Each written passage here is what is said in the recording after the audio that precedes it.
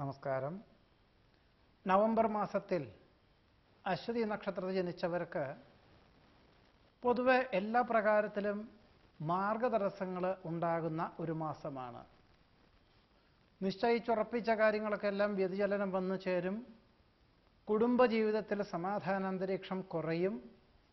തൊഴിൽ മേഖലകളോട് ബന്ധപ്പെട്ടും ഔദ്യോഗികമായിട്ടും ക്ലേശാവസ്ഥകളും സമ്മർദ്ദങ്ങളും വർദ്ധിക്കും. ഒരുപക്ഷെ ദൂരയാത്രകൾ, ചർച്ചകൾ വേണ്ട വിധത്തിൽ പൂർത്തീകരിക്കാൻ സാധിക്കാത്തത് കൊണ്ടുള്ള സമ്മർദ്ദം, ഈ വക വിഷമതകളെ കൊണ്ടൊക്കെ വിമ്മിഷ്ടവും ക്ലേശാവസ്ഥകളും അനുഭവിക്കുവാനിടയുണ്ട്.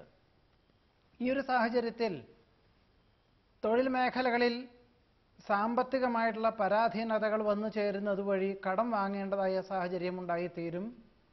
പല ദിനങ്ങളിലും അവധി ദിനങ്ങളിലും അടക്കം രാത്രിയിലും ജോലി ചെയ്യേണ്ടതായ സാഹചര്യവും ഉണ്ടായിത്തീരും.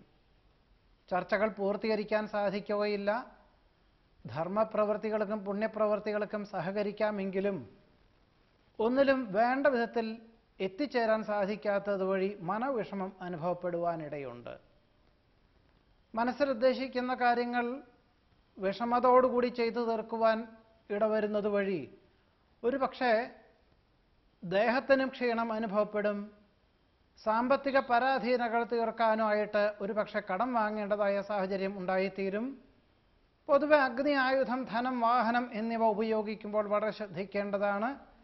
മാസത്തിൻ്റെ പകുതി മുതൽ, നവംബർ മാസത്തിൻ്റെ പകുതി മുതൽ മനസ്സിലുദ്ദേശിക്കുന്ന അനിഷ്ടാവസ്ഥകൾ പരിഹരിക്കുവാനായിട്ട് ഈശ്വര പ്രാർത്ഥനകൾ, പ്രത്യേകിച്ച് ശിവപ്രാർത്ഥന പ്രധാനമായിട്ടും നടത്തേണ്ടതാണ്. എല്ലാ ഞായറാഴ്ചകളിലും ശിവന് ജലധാരയും കദളിപ്പഴ നിവേദ്യവും നടത്തുന്നതും, ജന്മനക്ഷത്ര ദിവസങ്ങളിൽ മൃത്യുഞ്ജയ ഹോമം, ജലധാര, കദളിപ്പഴ നിവേദ്യം, കൂളകമാല, പിൻവിളക്ക് എന്നിവ നടത്തുന്നതും വേണ്ടതാണ്.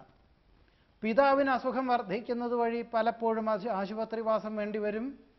ഒരുപക്ഷെ അശ്വതി നക്ഷത്രത്തിൽ ജനിച്ചവർക്ക് വിദഗ്ധമായുള്ള പരിശോധനയും ശസ്ത്രക്രിയയും വേണ്ടി വരുവാനിടയുണ്ട്.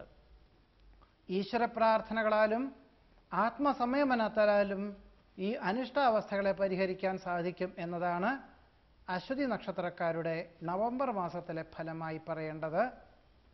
നമസ്കാരം.